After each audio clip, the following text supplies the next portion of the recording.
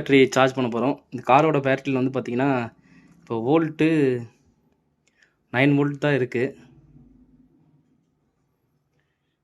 முன்னாடி பேட்டரியோட top open பண்ணி water level check பண்ணிக்கணும்.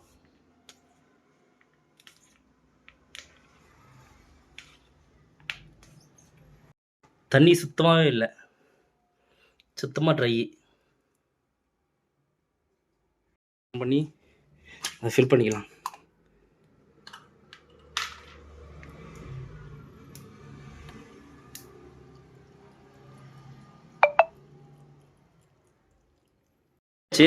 வந்து பார்த்தீங்கன்னா ப்ளஸ் மைனஸ் கரெக்டாக செட் பண்ணிடணும்.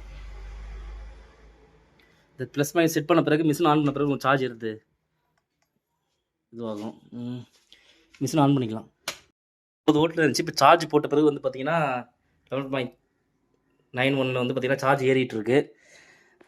9 வோல்ட் இருந்தனால வந்து பார்த்தீங்கன்னா ஒரு 5 to 6 ஹவர்ஸ் வந்து பார்த்தீங்கன்னா சார்ஜ் ஏறணும். அப்போ தான் பிக்கப் ஆகுறதா இல்லையான்னு சொல்லிட்டு செக் பண்ணிட்டு பார்த்துட்டு இருந்தேன்.